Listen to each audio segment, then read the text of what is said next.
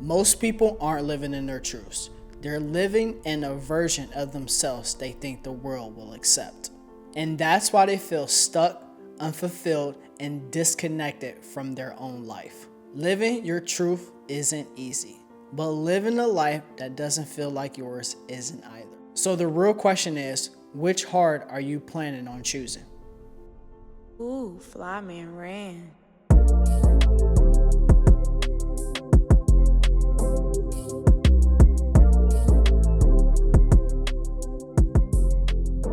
In today's video, I'm going to go over 3 topics about living in your truth, the way we can overcome those fears and those objections, and the way that we can handle those goals that we want to achieve for our future selves.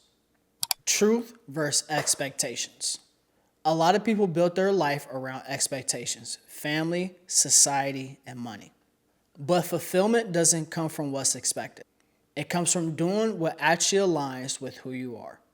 Prime example, at a certain point around 2020, actually not even before 2020, we're going to go way back before COVID. I would say 2015, 2012, even after I dropped out of college, I completely got away from being creative.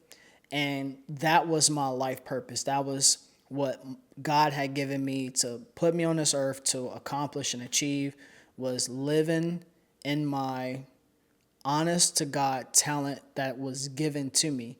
And I wasn't living in my purpose at the time. And for 4 to 5 years, I wasn't being creative. I wasn't creating. I wasn't helping anybody. I wasn't helping any businesses. I wasn't making anybody better. And I immediately felt that throughout those whole years.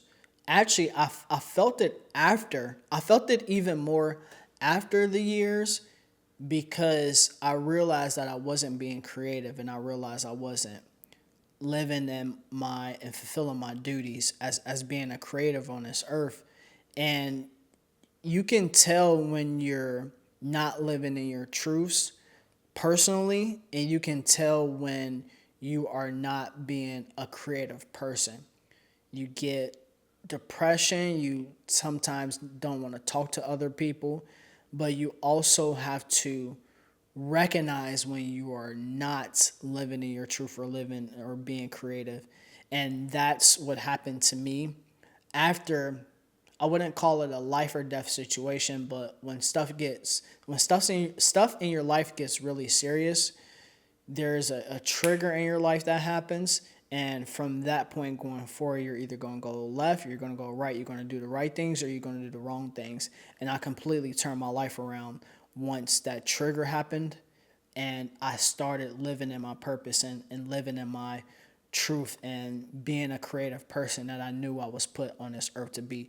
But I had to step away from that creativeness and step away from all this amazing talent that God had given me. And then I had to be triggered in order to realize that I was moving in the wrong direction. Matt, I need your help growing my social media audience. All right, guys, if you need help growing your social media audience, make sure you text 602-390-7002. Once again, it's 602-390-7002.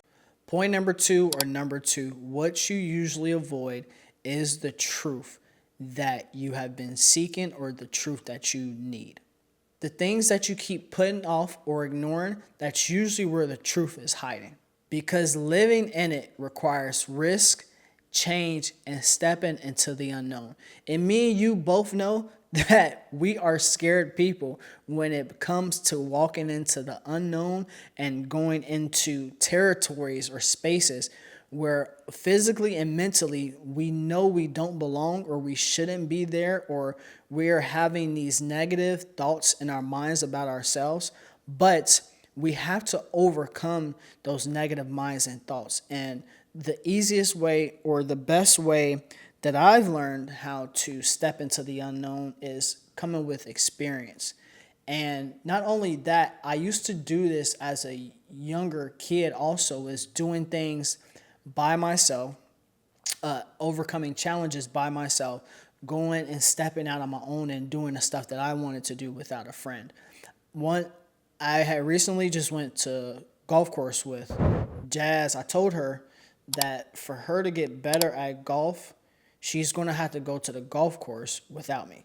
She's going to have to go and do stuff at the golf course, go buy her own set of clubs and stuff like that. That is her journey into the unknown. That's something that she would be doing without me in order to get better. By going out and doing stuff on your own and taking a challenge and taking a risk, and whether you fail or not, you get that experience. But what tends to happen is we get that experience, whether positive or negative, and then we stop as a people, as a person. In order to continue to challenge ourselves to get better at those things, we have to keep it consistent. So when I wasn't living in my truths and then I began to live in my truths, once COVID, like right before, a year or two before COVID hit, when I started to get back into my creativity, what I did was I created non-negotiables for myself every day once I got back into that creative, because I didn't want to fall back or sway back from it.